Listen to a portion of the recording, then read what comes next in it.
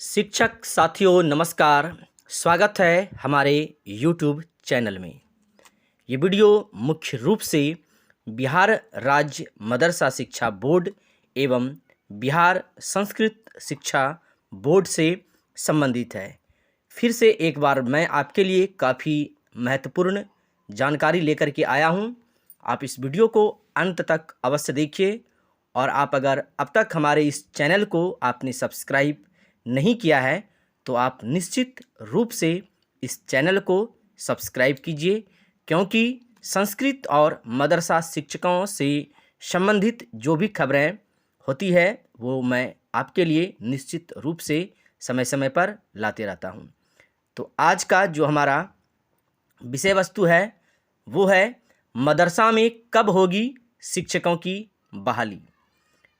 तो कोई आश्चर्यजनक बात नहीं है। पिछले करीब 2 वर्षों से हम लोग सुनते आ रहे हैं कि मदरसा में अब होगी शिक्षकों की बहाली, मदरसा में अब होगी शिक्षकों की बहाली।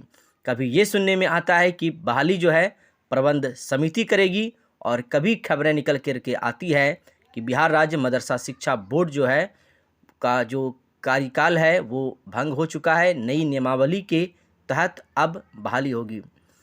तो कहीं ना कहीं इस संशय की स्थिति में, या फिर यूं कहें कि बिहार में जो मदरसा बोर्ड की स्थिति बनी हुई है शिक्षक बहाली को लेकर के, कहीं ना कहीं वो उदासीन स्थिति बनी हुई है।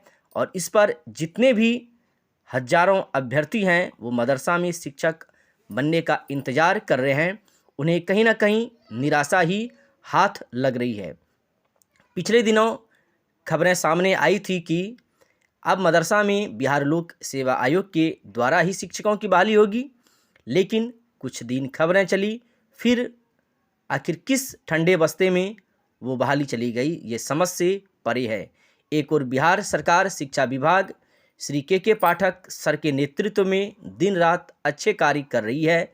देश विदेश में बिहार शिक्षा विभाग की सराहना हो रही है, और जिस प्रकार से पिछले 6 महीने में करीब 3 लाख शिक्षकों की बहाली हुई है, कहीं ना कहीं काफ़ी बड़ी उपलब्धि बिहार सरकार के लिए है।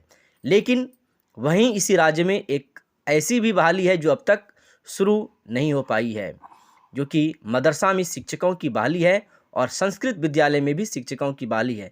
तो कहीं ना कहीं इस दोनों बोर्ड में आखिर सौतेलापन व्यवहार बिहार सरकार के द्वारा क्यों किया जा रहा है।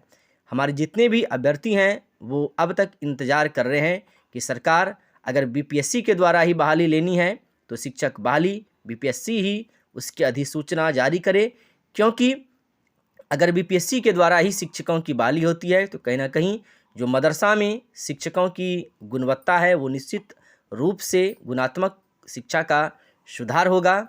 और जो श्री सलीम परवेज अंसारी साहब हैं उन्होंने भी ये बातें कही थी कि मदरसा में अब जल्द ही शिक्षकों की बहाली होनी है। बहरहाल जो भी हो, हज़ारों अभ्यर्थी अब तक इंतज़ार कर रहे हैं बिहार में मदरसा में शिक्षक बनने के लिए। तो हमारी ये मांग है सरकार से कि जल्द से जल्द बीपीएससी के द्वारा ही सही, लेकिन अधिसूचना जारी होनी चाहिए। हम तमाम शिक्षक अभ्यर्थियों से ये आशा करते हैं कि आप इस वीडियो को ज़्यादा से ज़्यादा शेयर अवश्य कीजिए, ताकि बिहार मदरसा शिक्षा बोर्ड और श्री के पाठक सर और बिहार शिक्षा विभाग तक ये खबर पहुँचे और बहाली शुरू हो। धन्यवाद।